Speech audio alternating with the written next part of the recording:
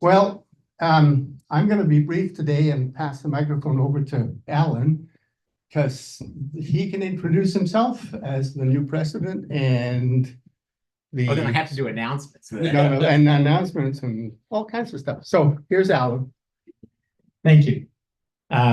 Yeah, I have just so happens sort of this all happens at the same night. You got to listen to me all the time. Okay, we're going to try to share the screen here because I even have a slide for announcements. The screen on announcements isn't for you really. It's for me not to forget things, right? Wait a minute. So this is exploring forest biodiversity and bird conservation in Aotearoa and in New Zealand. Aotearoa is the Maori name for New Zealand. And this all kind of came about because I felt like in November and December, I spent 5 weeks in New Zealand. And I went for several reasons. One being, I just felt like I needed to be some solitude. It was sort of a retreat for me. And a retreat for me means being in nature. And I also wanted to try to contribute to something in the process rather than just sitting under a tree. So this got me to New Zealand, and I'll explain a little bit why and how. And it's sort of, this is not I can't really share with you what it is to sit under a tree you have and solitude, but the learning part and the service part is kind of what this talk is about. And in terms of what we're doing. And so I went to work with an organization called the Puketi Trust, which is, I don't know if this is North Island, South Island of New Zealand. Puketi Trust is way up here in the Puketi Forest. So I spent 3 weeks here, and I spent a week more just tramping, hiking, and Lake Wakarimwana. Mostly what I'm going to talk about is up here, just a little bit at the end about that. And I'll just talk about, the thing is, Carl Sagan has a thing or somebody does, is when you pluck one string of things, the whole world is connected. So I got to go back in time a lot of places to get to what I did and the problem. And the very essence of what I did was to spend 3 weeks trapping possums and rats and stoats. But that's a superficial explanation for what I did. But that's what I did. And I had a wonderful time doing it. Although I'm not sure the possums, the stoats, and I didn't get any stoats, but possums and rats didn't have so much fun. We'll explain that whole thing. But to do that, I kind of need to go back in time and then look at why would you want to trap possums and stoats in New Zealand, what people are doing, and not only what I was doing, but what are many people in New Zealand are doing and why, and what does that mean? And hopefully, what does that mean about us? So that's kind of the essence of the talk, is to talk about this. I went to work with the Puketi Trust, which is a little nonprofit, not a whole lot smaller than us, in New Zealand, whose job is to conserve and protect the Puketi Forest. So I'll talk about, and the reason I ended up going there is I did spend we spent as a family a year and 9 months in New Zealand in 2012. And I happened to meet one of these people at that time, and I always thought, oh, this is interesting. I should go back. So that's how I got back there. Alan, when you point to the slide, could you use the cursor? Because then people at home can see. Oh, okay. All right. Okay. If there is a cursor. Yeah. So I always like this quote, which I think is important, is I only went out for a walk and finally concluded to stay out until sundown. For going out, I found I was really going in, which is John Muir quote. And the point being that you learn more about yourself and your community when you go to someplace way away and you see how it's different and how it's the same. So the reason for doing this talk, when I come back at the end, is to say, what does this mean for us here, as opposed to just going there?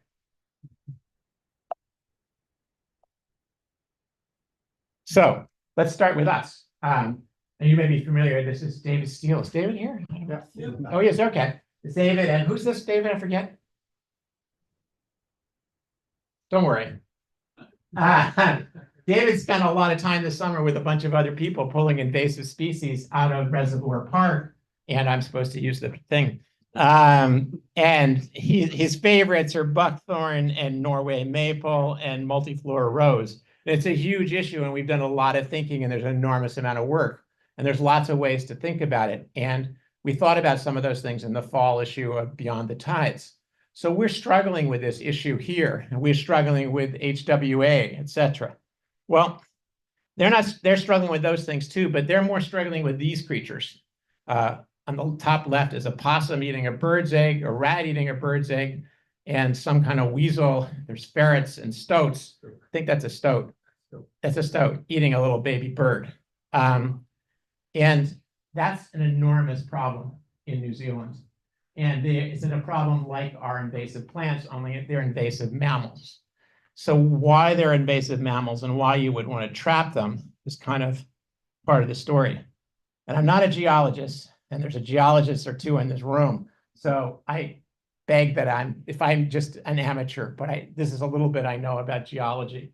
And I'm not a biologist, I'm not any of those things. I just went to New Zealand. But my understanding of geology was there used to be, there was Pangaea, which is the big supercontinent of the world, and it kind of split into a northern one and a southern one, which is called Gondwana, some many millions of years ago. And so this was Gondwana, and Gondwana had all these pieces in it, which eventually started breaking up and floating away. And Antarctica and Australia split off, and New Zealand here split off, and they all floated away over millions of years, starting about 85 million years ago. And when they did, for whatever reason, no mammals jumped on New Zealand. So it floated away with no mammals on it, and it floated away and far enough away that no mammals could get there. So natively, endemically, there's no mammals. And not only that, but basically, there was no people on New Zealand until 1200. If you think about that, in North America, there's a review, 1491, there's 20 to 30,000 years ago. It's a long time ago, there's been people. There was no people there until 1200. And one of the interesting things is, and we'll talk about this in a second, some of the forest plants that are in New Zealand can be found, some of them are only, podocarps are only to Australia, parts up here, New Guinea, and South America, which goes back to the whole Gondwana thing. They frost then, and then it all split up and floated away. Some of the beech trees I'll show you, the only place in the world there's beech trees very much is over here, which is kind of weird and wild. So that's where it came from. So there's no mammals floating away on this place. And when you have no mammals, things change because the birds kind of are in control. Until the Maori arrived. And when the Maori arrived, the Maori were hunters. They were the indigenous people of New Zealand. And they were very active hunters, and they were active farmers, and they managed the land, and they altered the land. But the impact was relatively modest compared to what Europeans did when they arrived. But the Maori brought some rats, and they also brought dogs, which were the first mammals. And they hunted the moa, which were these giant birds. They hunted them to extinction. And as a result, Haas eagle went extinct. Haas eagle was the biggest eagle, I think, in the world at that time, or maybe ever. It's an enormous bird, but it ate moas. So the Maoris had an impact. But there were still these forests, and the forests of New Zealand, the plant life in New Zealand is different than any place else on Earth because of the way it floated away so many millions of years ago. And the majority of the forests are podocarp forests, and podocarps are softwood conifers, and they're named podocarps because podocarp means foot seed, and that's a seed, and the seed is in the foot, kind of looks like a foot, so that's why it's in Latin it's podocarp. And they're kauri, rimu, kakatea, miru, matai, totora. My Maori isn't great. And these are kauri trees, and we'll talk more about them. These are, for example, another kind of tree that's really striking called a rimu. This is a small one, so it would be big like that, but now you can get it's like a weeping willow kind of beautiful tree. Anyways, in the Puketi, the dominant tree is kauri. And kauri is a spectacular tree. And before I get to, I think I skipped a slide here. No, I didn't.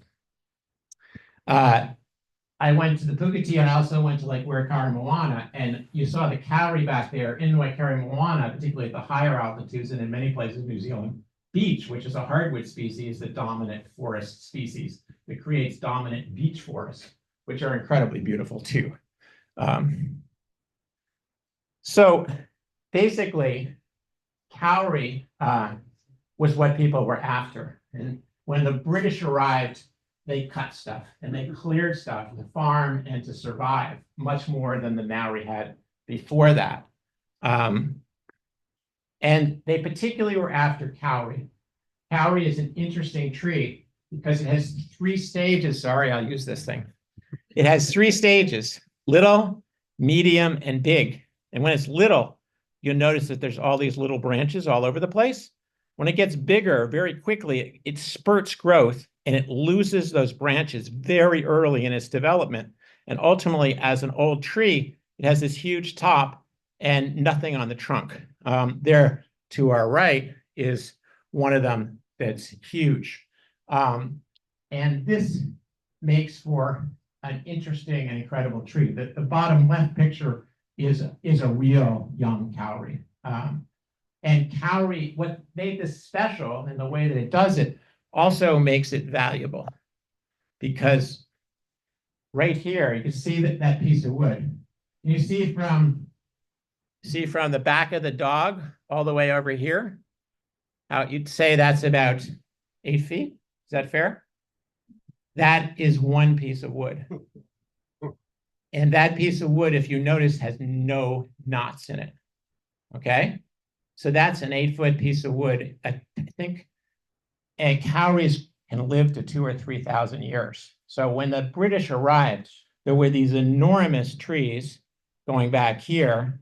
The landscape was filled with these enormous, enormous trees with no knots. Beautiful for lumber, beautiful for all kinds of things. And so basically, they set to cutting them down. And they cut enormous numbers of trees. And as much as today we can be critical about how much they cut, can you imagine the job of cutting trees like that? And these were people struggling to survive. And they had hand axes and hand saws, and they are chopping this stuff down. And they're chopping it down both because it could be used for lumber, and also because they needed clearness to farm, because all of New Zealand was pretty much forest. So the place was decimated. Here's one of the ways that they did it. They would create dams. This is what's left of a dam. And they would create ponds in these hills. And then they would fell the kauri into the ponds. And they would have the huge amounts of water and huge amounts of trees. And then they would blow up the dam and flood and send the whole wood down the river valley, destroying most everything in its place and getting some of the wood down there, and some of the wood doesn't make it. It's unbelievable. Anyways, very inventive. In addition, kauri has gum. You can see here gum oozing out, like you could see with a fir tree. That gum is incredibly valuable in itself. To the right is kauri gum. And so there were things called gum diggers, because the gum was used for turpentine and for paints and for resin and varieties of things. And there was quite a lot of money for poor people to be found in mining the gum, sometimes from the live trees, but a lot of trees over the 85 million years had fallen into swamps, and there was gum and tree in the swamp. So they were digging out these things. So basically, all of these things were being extracted.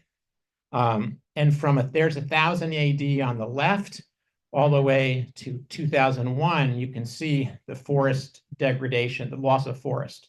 You notice the Maori did in a fair amount themselves between 1000 and 1840, because the British didn't arrive in any numbers till 1840. Although some of that on the South Island, I believe, that's just climatic change, because a lot of that is dry land. I don't think that would have had, I think today that wouldn't be supporting a lot of forest anyways. But anyways, there's been a lot of devastation. where this starts to do, I mean, in some ways that story isn't very different than what's happening in Nova Scotia right now. But it changed in New Zealand in the 1980s and 90s when people protested and stood in camps, much as they did in California and in BC. And as a result of a whole huge protest movement, the government changed and it brought in legislation saying that from that point forward, this was in the 1990s, no native trees could be cut in New Zealand. If you can imagine our government bringing in that kind of legislation. There's no, you can still do forestry, but the only way you can do forestry in New Zealand these days is if you have a field and you plant trees in it and you grow them and you cut them down. You can't cut native trees, which is a big deal. Now, there's big problems with that kind of forestry, but that's another talk. So basically the protest stopped it and the whole attitude of New Zealand kind of changed a little bit. This is interesting. This was a thing we took a picture a while ago in a protected area, and it talks about the large trees just along the track were saved from clear cutting because of the area's wildlife values. However, in 1970s, the Forest Service was still taking selected logs. Cut logs were dragged out to these clearings by bulldozer and then taken by the mill. This truck was a busy road, and you could look at this. It's a big machine back there. Could you imagine seeing that kind of poster in Hedge-Macoutchik National Park? The logging industry would ask that it be taken down immediately, and it would be, right? It's not a very nice scene of logging. So that was part of this whole idea that you're not going to cut on native forests. And today, a third of New Zealand's is protected land for the primary purpose of conservation and biodiversity. We're 14%, so they're 33. We're trying to get to 20, right? And that's part of the Chain Lakes. You can't even cut large native trees on your own private land. If you can't cut a big tree unless you have a permit or whatever. You just can't go cut stuff. Okay. So, and these are the kinds. This is one of the largest trees there. This is a kauri. This is Trimai Maori Te Matua Ngāhere, which is Maori for father of the forest. And this is, I believe, this is one of the oldest kauri trees. I think it's 2,500 years old. It's also, I think, the second or third largest tree by volume in the world. The one down the way from it, Tani Mahuta, which was close when I was there, is the largest by volume. There's trees that are bigger and taller, but not volume-wise. So you have this forest that's been reduced from this huge, incredible forest that is unique in the world to small patches before they stopped the logging and they stopped the gum digging. And as a result of that, there was this huge numbers of birds that were all over, and most of them lived on the ground. A lot of them lived on the ground because they had nothing to fear on the ground. And as a result, once some of the predators, the mammals, were introduced, these birds have either gone extinct or are on the way. This is just a few of them. This is the kakapo, which there's only, I think, 200. They've been able to bring it back. It's a flightless parrot.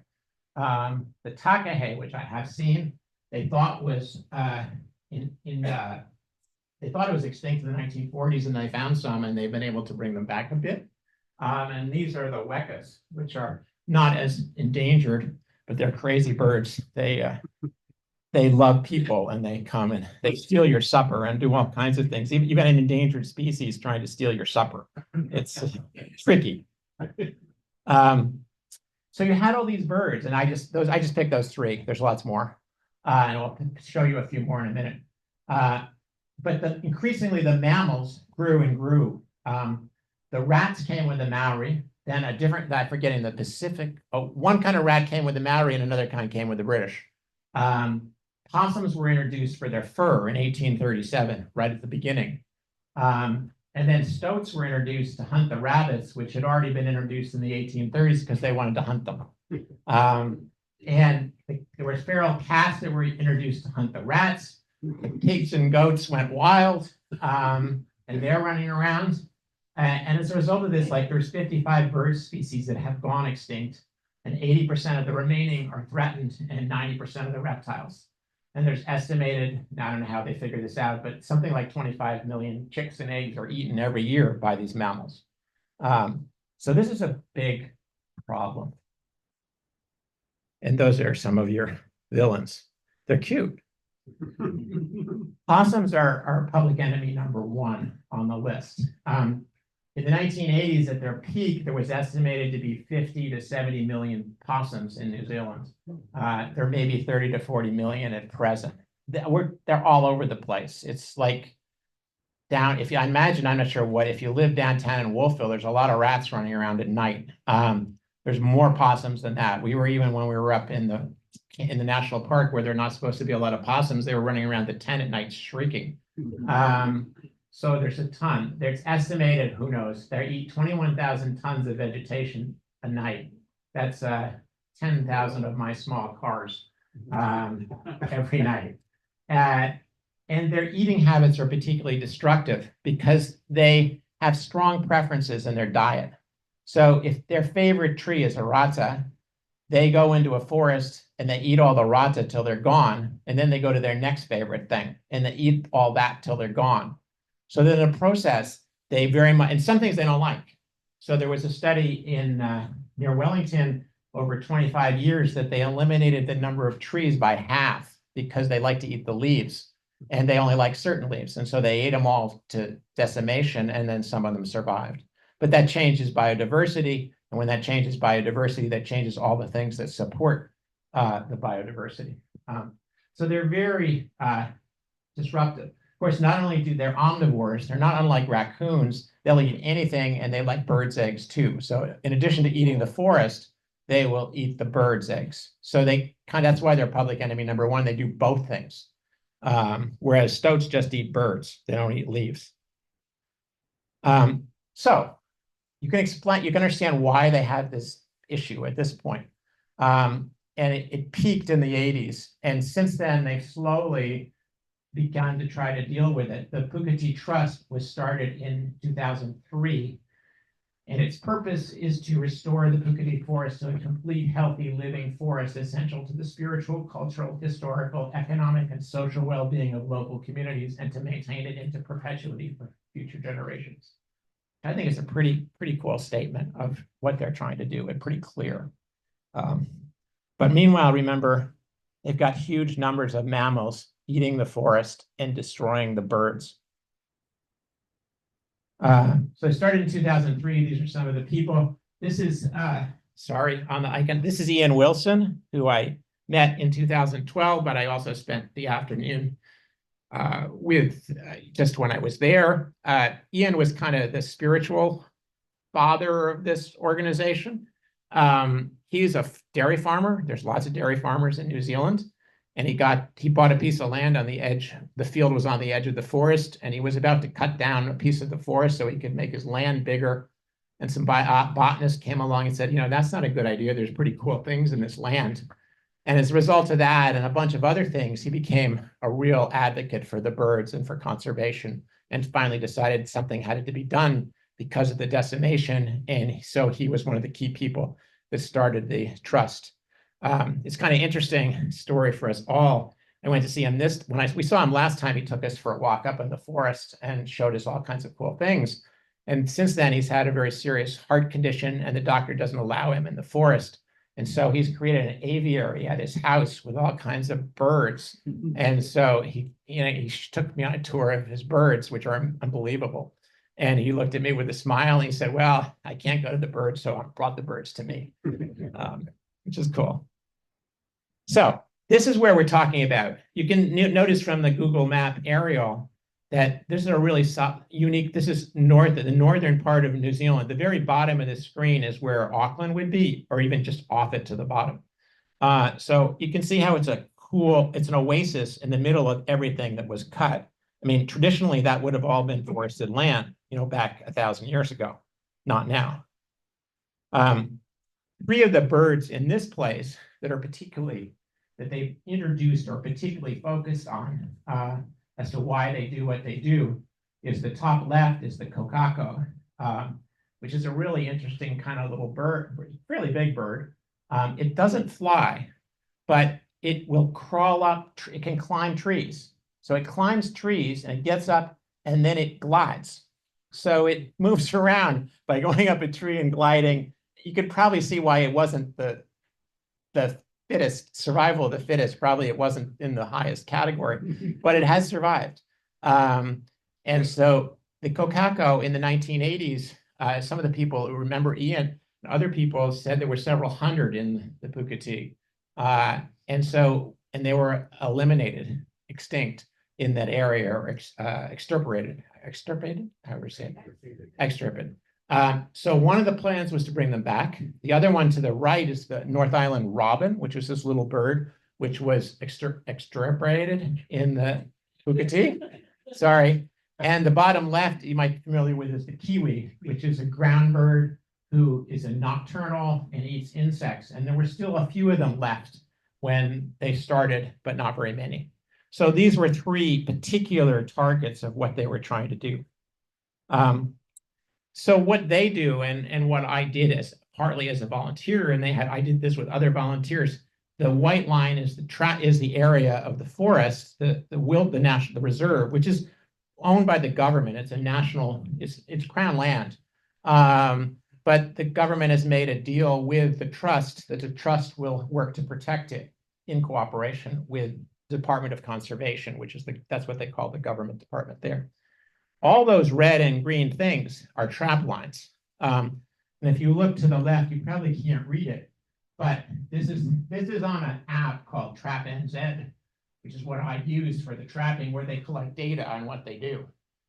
So for example, traps 9,435. If you blow this up with a Google map, you would find 9,435 traps. Now, the person who does this math isn't quite sure that number is totally right, but there's a lot of them. There's 1,200 bait stations. There's 8, you probably can't read. There's 87 monitoring stations. And then it tells you what they've done in the last, for example, total last 365 days. They have trapped 3,489 rats, 1,280 possums, 64 mustelids, that's like weasels, stoats, hedgehogs, 8, 2009 other things. I'm not sure what they are, for 5,000 creatures, believe it or not, in 30 days. And this trap line. We'll talk, I'm talking about this like there's also issues of killing a lot of creatures, which we can talk about. This is starting to blow up.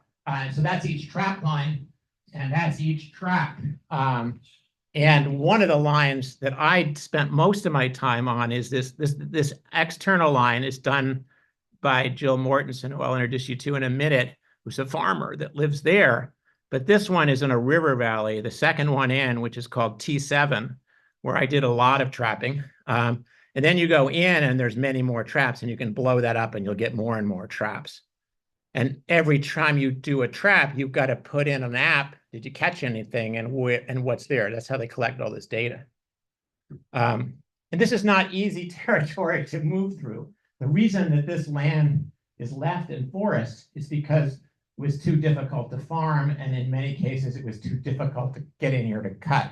So that's why it got left until, and they were starting to get in here to cut as time went on, but finally people stopped them. So it's really hard land to move. It's very steep and very difficult.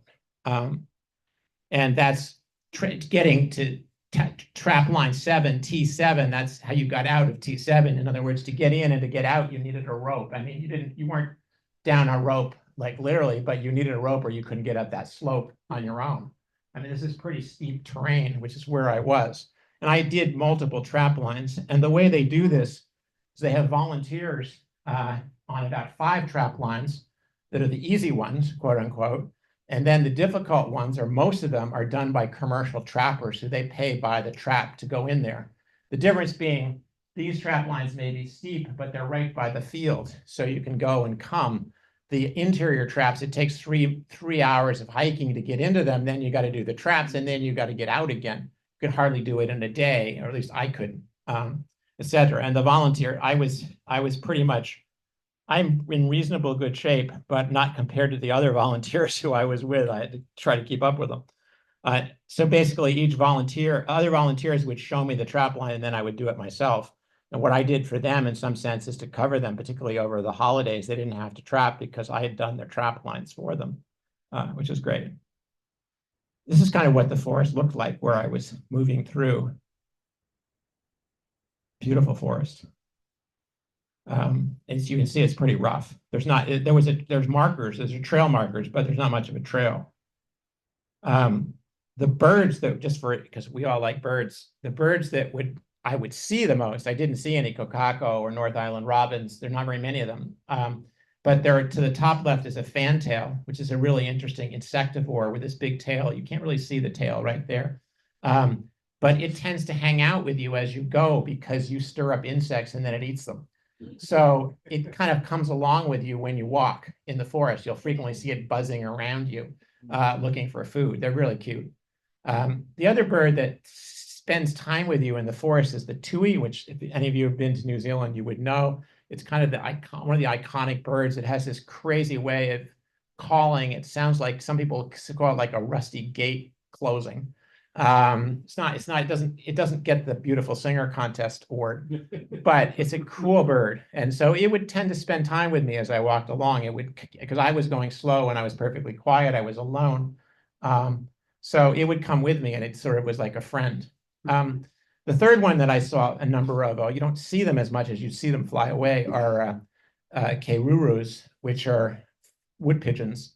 Which are beautiful birds, and they tend to sit there, but they're pretty smart. And by the time I knew they were there, you could hear their wings flapping, and you could just see them going through the forest. But they were kind of companions across the 3 weeks. There's also incredible orchids in the forest, and small. That's a beautiful orchid that one of the people I was with found, and look at it compared to the size of a fingernail, right? And there's a bunch of orchids, and I'm not much on orchids. Is Bernard here? No. Yeah. Well, anyways, this is another one I was told. I don't know much about this. Again, I'm not a botanist. This is the tallest moss in the world, the frilly stuff. So it's pretty cool. One of the things I had to do was clear in addition to trapping, there would be the forest, the jungle grows in, so rainforest. And so it grows in. So with a machete, I'd be cutting, and then you get to see a lot of the plants on the forest floor. The forest isn't all deep and all beautiful. The top left is the totara. Totara is kind of like alder in our ecosystems. It's the first thing to grow up. It sets nitrogen for other plants to come. And so this is an old road that we used a bit as a trail that's growing back in. And eventually there will be rimu and kauri and other seedlings coming up through there. The other iconic species of these forests are the panga, or the tree ferns. Which are just spectacular. They're just beautiful, and they're all over the place in the forest. So trapping. So I don't know if your stomach for it, but I'll show you a few shots of trapping. That white box is a trapinator, it's called, which is for trapping possums. And that's kind of what it looks like. There's the possum. It sticks its head up, and it gets a clamp, kind of gets down on its head, and it just sort of hangs there. And when my job, the bait is called blue goo, which is exactly, you get what it looks like. And basically you have the traps are covered every 2 weeks, usually every 4 weeks, not 2 weeks. They don't have enough volunteers. Every 4 weeks you come and you rebait the traps and you see if something's been caught. One of the things is not terribly efficient because everything else likes blue goo too, including little bugs, so that little bugs eat the blue goo. So it's probably only effective for a week or so because it gets eaten up by other things. And when you're setting the trap, just to illustrate, you got to make sure your hands don't get trapped, which is I got good at. The first day I wouldn't touch, I set off every trap and then reset it. And the guy who was with me thought I was an absolute idiot because you're going to do 60 times, you have to reset the trap. By day 2, I figured out how to do it without setting it off. This is a rat trap. They eat green stuff, which is some kind of trap. They're much smaller. These are just snap traps like we would have for rats. And there were quite a lot of rats. And so one would walk through the forest, and every 100 meters, there would be a trapinator, and maybe every 200 meters, a trapinator, every 100 meters, a rat trap, et cetera, et cetera, et cetera. And you check them, and then you post to Trap NZ whether anything was caught. and you would rebait the traps. And the dead animals would be put to the side because there were lots of things that would eat them, particularly pigs. Pigs would come along and eat the animals. So it does go back into the system. So that's kind of what I did. I spent a lot of time doing it, but it was beautiful to be in the forest and to walk very peacefully from place to place. In some sense, I'm not a hunter, but people say that when you go hunting, it's not about the killing something, it's about being in the forest. Well, it felt a little bit like that, of going from place to place. And it was an incredible experience just to spend that much time, and particularly going over the same track or the same few, I did about 4 or 5 tracks, same 4 or 5 tracks time after time, instead of always being a tourist and going to a new place. So the question is, does this work? And I did one piece. There's all kinds of people there doing other pieces of this. And this stuff, these numbers come, while I was there, they had their annual general meeting, and I stole this from their slideshow at their annual general meeting. This is basically what their targets are and how they monitor. So for example, they have tracking monitors where there's paper. If the rat runs across the paper, they know the rat's there. And so they put the paper out and they can see how many rats are in the forest if there's bait across the traps. So for example, they want less than 5% tracking for rats and for weasels twice annually at certain places in the forest. That's how they know how many rats are there. They have a bite wax tag for possums. I'm not sure what that is, but it's a similar thing. If the possum bites something, they know the possum's there and they count possums. They have trap captures to monitor. They do bird counts each year. Annually, they do a kiwi call count. So they go out and in 5-minute segments in certain times in spring, in mating season for kiwi, they count calls. And there's bird counts in the autumn, and then they monitor the kokako in particular. So few of them, they monitor the nests. This is what they've done over 20 years, up to 2020. This is the data they had, but they've trapped 52,000 rats. If you look at the bottom over 17 years, they've trapped 25,000 possums, et cetera, et cetera, et cetera. We're talking huge numbers of creatures. And it's not like the rats are gone or the possums are gone. It's almost like, David, there's still more Norway maples up there in Reservoir Park, right? They've also tracked species, and I don't totally understand this slide, other than I think it's the number of native species, but I'm not quite sure how that makes sense. But obviously, the point of the slide is that the number of native species have gone up over some period of time, whereas the introduced species have maintained. Whatever, it's just a monitoring measure somehow. These are the kiwi call counts. So the kiwi call counts from 2003 have gone from 1.5 to 2 up to 6, or they've tripled. If you go, they have data past 2020, and they've kind of leveled off at this point. It doesn't seem like things are getting better and better. It's that they've gotten the forest back to a certain state with all of this trapping, but they still haven't totally managed it. If you look at what they've done with the birds, there's kind of 3 stories. The story of the robin on the right is they were reintroduced and they've taken off, and there's quite many robins in the Puketi now that weren't there before. The kiwis, as you see, seem to have tripled over the last 15 or 20 years, but there weren't that many in the beginning, so they're doing okay, but they're better, etc. The kokako has not been a terrible success story. In 2003, when they started, there were 7 males, and that's it. There had been several hundred in the 1980s. The most recent count was they had 3 pairs. They introduced 20 pairs in 2015 or so. And today they had 3 pairs and a bunch of males. So not great. And they can't, there's still enough rats and there's still enough things killing them. And these are charismatic species that speak for all the birds in the forest. And the forest, people say, if you talk to people, the forest has come way back, but it's not where it was. It's come way back, and it's a work in progress. And the trouble is, when you see those trap lines, you trap, and then the rats and the things outside the trap line, they move in because there's no rats in them. So you're basically constantly having these species invading back, even though you're trapping. So it's a really difficult process.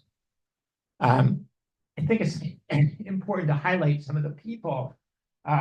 Jill is the farmer who is on the trap line above me. I actually never met her, but she's gotten older now. She's walked 10,000 kilometers and trapped 17, 14 possums, whatever. She spent a lot of her life doing this, and a lot of these people have, which is really impressive in terms of what it's about. So maybe then thinking of lessons, there's a lesson for, I think, the Blomina naturalists, which we hopefully won't fall into.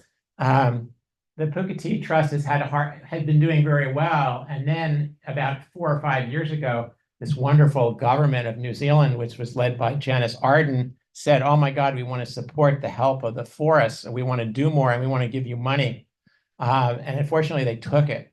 And so they got $1 million for 3 years in a row to expand their trap lines, to build huts, et cetera, to do all this work.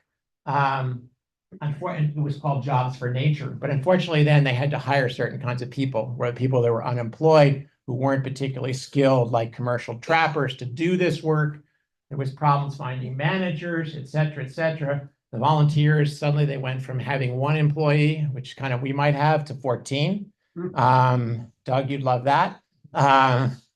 So the treasurer went crazy, et cetera, et cetera. And in the process, the board kind of burnt out trying to keep track of all this. And then the money ended last October, and they were back to 1 employee. And yet they built this infrastructure, which is great. And they trapped a lot of things, but they were all burnt out. So it's an interesting story of maybe you don't want to take all the money that you might think you could have. What happened was, this is the area, the colored part in here is what the original core area was. And as a result of the Jobs for Nature grant, they now have all these other trap lines that have got created that they're trying to figure out how to raise money to support. They're going to go back to the commercial trapper model to do what they're doing. And hopefully they've got to raise, we're trying to raise $20,000 for a coordinator. They got to raise $500,000. So that's kind of what I did, and that's why. And I just want to then before I finish, I want to broaden out a little bit to some of the cool things. This is for Carolyn Green and for Carol to drool over. This is the Shade House, which is in a nearby town, and this guy's name is Rod Brown, and they have created a whole nursery of native plants, and they literally produce 18,000 plants a year, which they then give to all the organizations that are replanting. So they would give, if Carolyn had a nursery and gave it to David to replant Reservoir Park, that's what they're doing. 18,000 of them, and they give it at a very low cost, so they can afford it. They're not allowed to sell it to individuals because they'd be competing with nurseries, and the government has helped this, et cetera. So they've done this. I spent a day working you just plant stuff and you transplant stuff. And that's the nursery. And it's a pretty big enterprise. And you can see they collect all the seed in the wild themselves. And they have a whole calendar for how they're going to collect seeds and when. And so some seeds are very hard to collect, like cowrie. They only stay vital for about a week. So you better get those things the minute they fall off the tree and get them in the ground, just because of the nature of the tree. Another interesting place that people are doing stuff this is called Mangatotri, and that's a fence. And on the right side of that fence is farmland, and on the left side of that fence is rainforest. And basically the fence is 47 kilometers long. The hole in the fence is a ½ inch, because that's the baby mouse can't get through a ½ inch. And this is to try to keep the predators out. And they have trapped all the predators inside. There's no predators inside. This is like for 20 years, no mammals. And this forest is incredible, the way it's grown back. That's the welcome to Mount that you enter, you're going from the hot, sunny farmland into the oasis. It's just beautiful. And there's forest, and because there's no possums eating leaves, there's birds galore, you name it. part of this is the whole culture of New Zealand. They have very strong national organizations. We have like the Canadian Nature Foundation, whatever. They have Forest and Bird who put on contests. For example, Bird of the Year. This one's Bird of the Century. They have 65,000 people voting for Bird of the Year every year, which is really interesting.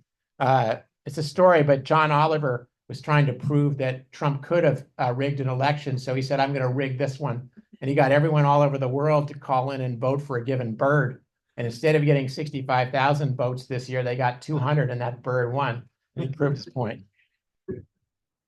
National parks, they're selling possum skins as a way to encourage people. Possum hats are beautiful. I got them for my family. So this is kind of what the picture looks like of all of New Zealand. There's a great article that John Burkett just showed me in National Geographic. This is a map from there. This shows all the places in New Zealand where people are working on in getting rid of the invasive mammals. The most success stories are on islands because they can get all the mammals off the islands. They've gotten about 300 of the 500 islands around New Zealand predator-free. They're now trying to work on peninsulas so they can wall off the peninsula and stop that. Their Maungatautari, which is the one with the 47-kilometer fence, it's just outrageous. It was $20 million to build that fence, right? And then they got to monitor it. So anyways, there's organizations called Predator Free New Zealand where you can learn the basics of trapping, and people are doing that all over the country. It's caused the government has gotten behind this, even whether now was a conservative government and then a Labor government, which would be a liberal government. They all supported it. The conservative government declared predator-free by 2050, which is about the likelihood of the world going climate net zero by 2050. But it's still, because these things keep coming back. Basically, Aotearoa is twice the size of Nova Scotia. And Northland, which is where I was, which is about 10% of Nova Scotia, 200,000 people, there are 220 citizen groups working on this stuff. That's a lot. I mean, think about it. That's like less than Western Nova Scotia. How many naturalist organizations do we have? Like 3? They've got 220, which is wonderful. But it's difficult. In Wellington, in a 4 square mile area, it took them 11,000 traps in 4 years to get rid of the mammals. So they're not going to necessarily succeed. And there's other challenges. One of the challenges is that in Puketi, they're not using this, but there's poison being used frequently across New Zealand. And they're in traps, and in some cases, there's remote places where people can't get to. And in those places, basically, they're dropping pellets from airplanes every once in a while. Wow. And it's an interesting conversation we should have later, but to some extent, when I talk to my environmental friends or naturalist friends in New Zealand, they think it's okay. I think it's okay here, but it's like when we talk about HWA, there's a trade-off when you're injecting a pesticide into a hemlock tree, but you're going to lose the forest. And they say that they're using 1080, which is just, breaks down within 24 hours, and it only kills mammals, and there's no mammals that are endemic. So that would be some of the arguments back. There's other better ways. They've got new kinds of traps. This is an AT220 that you only have to service once every 6 months, theoretically. But it breaks down, and people have to, when the batteries go or whatever, and someone's 8 miles back, it's hard to deal with, and it costs $600 a trap, and no one can afford it. There's Spitfires, which spit poison onto animals. There's a whole lot of stuff here. There's rat-specific poison, and there's obviously animal rights issues here. Are those possums dead? What? The possums at the bottom there? Yeah. When they dead? Yeah. Yeah. Yeah. Well, I don't know. That one doesn't look. I'm not sure. One of them looks live, and 2 of them look. I don't know. This came from the National Geographic article. They're looking at biocontrols, but you could have vaccines. You could have hormone toxins. You could have parasites, but they affect other things. We all know, and we got into trouble because we introduced the stoats to eat the rabbits. Now, what does the vaccines do? So they're doing research, but that's problematic. So then maybe the last point is part of this whole thing in New Zealand and should be here too is the Maori indigenous perspectives of these things. The Maori have been very supportive of the trapping and returning the forest to its state. They're not supportive of the poison in general. I mean, there's variations. But also the Maori are gaining land in protected areas. So the hike that I did is called Aotearoa, which is around this lake. It was 5 days. And in 2015, the government of New Zealand, through a land claims, gave the national park to the Maori to own and run. And we're now talking, this is a top 10 park in New Zealand. It's not just a minuscule park in the corner. So this was a big issue. This is one of the signature hikes in New Zealand. And there's been some really cool things that have happened, and there's some things that have gone really badly. We spent some time with one of the Maori leaders who kind of was part of this whole process. And she basically had some sharp things to say about the government and how they treated them, but she also had some sharp things to say about her people not stepping up and doing stuff. So there's been a whole bunch of issues, which are too much to discuss here. But so this is Aotearoa, just a few of the pictures. It's beautiful. And you can see the level of infrastructure. One of the things is the Maori weren't prepared to know how to build bridges and stairwells and all kinds of things, and didn't do it. And then they started to break. It's a beautiful forest. So I just want to finish, and I have a little short video if we can make it work. So what does this all say about us? It says, think about the government has had a huge amount of support to create this, to support all this trapping. And in other words, it's been up to, I think there was a slide, up to $6 billion has been spent already. But they have a right-wing government that's now cutting back on that. So what are the, and $6 billion, there's money for other things. There's been a huge grassroots effort. It's not likely to succeed by 2050, but it's done a lot of good things. And in some ways, I would say that it's created active hope, which active hope being things that have been positive that we can do that can engage people and people can get involved. And that's produced good results. It's not going to solve the problem. It probably never is. But it's engaging a whole country in a project to do something that's for the benefit of their environment. And that stuff this has only happened in the last 20 years. I was there in 2012, and the magnitude of effort and the number of people involved now is hugely greater than what it was in 2012. It's only been 13 years. I guess the problem is concrete, it's evident. But so are invasive plants here, and so is forest destruction here from logging. And the question would be, can we put the sort of effort into protecting our forests like the chain lakes as they are there? It's possible. There's a different culture for sure, but a lot is possible if we kind of work together in a grassroots way and do it. So I'm going to end there, but I have a little video. It's just, well, summer. I sort of like it. I made it a while ago, and I want to see if we can. We've got to. I'm not sure the people on Zoom are going to hear it, but it's all words, so they can read it on the screen. Okay. So, all right, Soren, how are we going to do this? I got to take this plug out, right? I think so, yeah. I'm going to take that plug out. I think you're not going to hear me on screen. You may lose audio, but I'll bring you back. Okay. So lose that. I'm going to put this in. I'm going to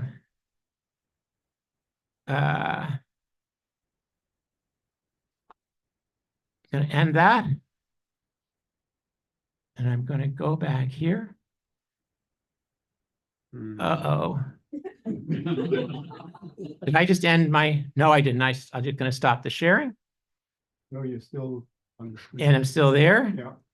And I'm going to go to a place where I can see with my glasses. You need light? I can see it. Oh, okay. Should work. And I'm going to try the video. Okay. I'm going to go to full screen.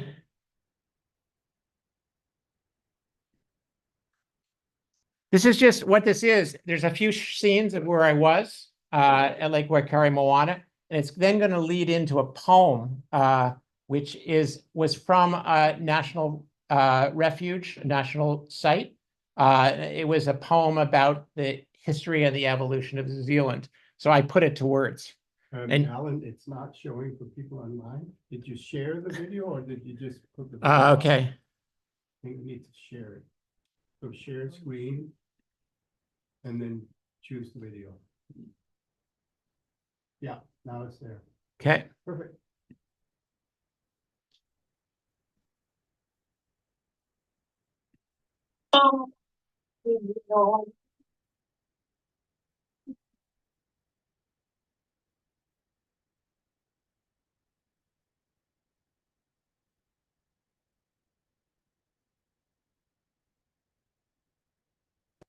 Second, sorry. I'm going to stop this. I had the wrong thing plugged in here.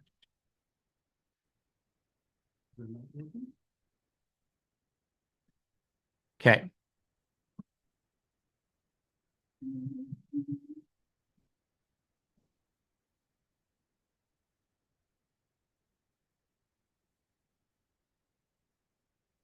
That's like right here.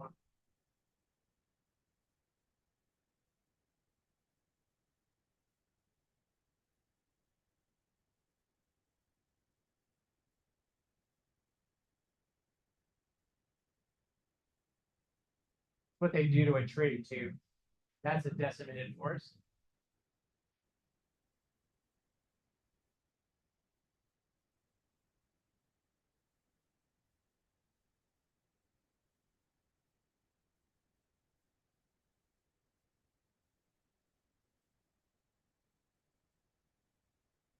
From the long lost planet, small unsocial islands drifting like blue stars on a clear and frigid night. All trees of Tane towered amongst the babble of strange birds in a universe unique. Alone with flax and shrubs, the botany of solitude, the creep of epics carried them away. For Maori, a land of small things amongst the giants, a wealth of medicines, woods and fuels for fires, and flaxes for whare and weaving.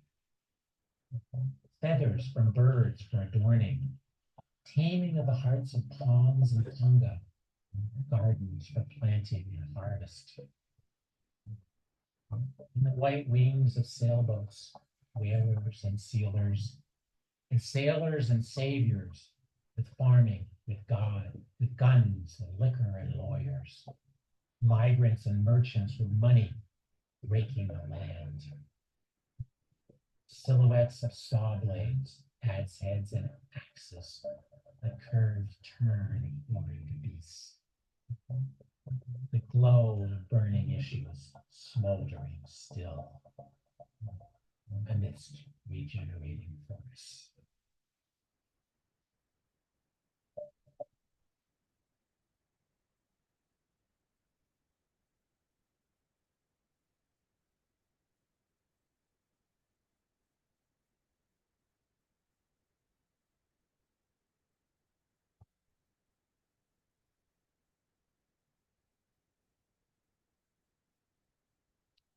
Okay. Thank you. I'm going to plug this back in. If anybody has any questions, I'm going to turn the lights on.